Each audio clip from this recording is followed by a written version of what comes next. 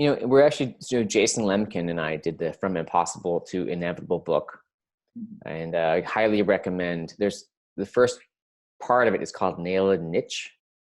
Anyone who's interested in outbound, like this is the chapter that was not unpredictable revenue people need to read.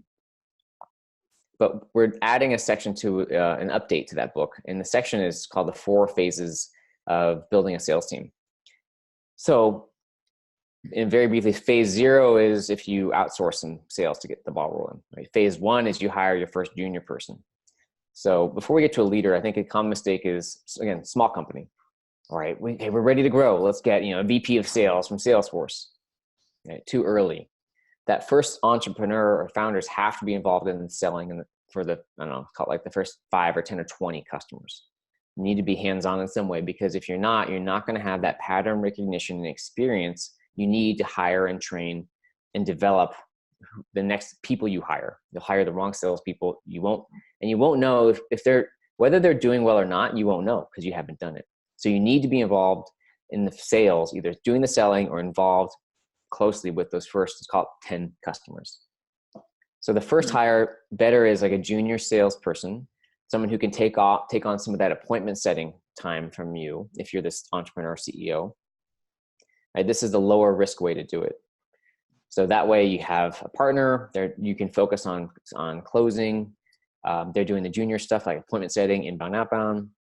That works. Okay. Then you hire someone else. And depending on basically what's working, what's not, you might hire a salesperson now, a closer. Okay. It's lower risk now because you've got a junior person, you've got something working. So you're less likely to hire the wrong person. So, it's one of the most common fails to hire a closer too early or a VP of sales too early by entrepreneurs. So that's phase 2. So phase 1, hire an SDR, a junior person. Phase 2, salesperson. Phase 3 is you end up with 2 of each, most likely 2 junior people, again, doing some mix of inbound, outbound, 2 senior people. And then phase 4, the last one is you hire a leader, right? You've already got something working there. You've got, some lead generation process. You've got some customers you're signing.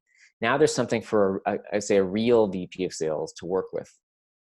Because earlier than that, there's just not that much there. And if you need help from a VP of sales type, find a mentor, find a consultant, there's lots of ways to get some advice before you actually hire a VP, a sales leader. Because again, if you haven't hired them before, if you haven't built a sales team before, people get it wrong. And you end up hiring someone who looks good on paper, right? They're a VP of sales at Salesforce or Oracle or IBM or wherever. They haven't worked in a small company, or they're not a fit, and you didn't know how to set the expectations. You didn't know this, that, the other, and you lose them after 6 months or 9 months. It costs you a ton of money. You've lost almost a year, plus all the energy and the stress.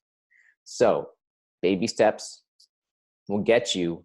It might feel like it takes longer, but with a lot less risk to get to the point where you've got that sales team of a handful of people and a leader, and it's working, right? So that's got the 4 phases of building a sales team the first time.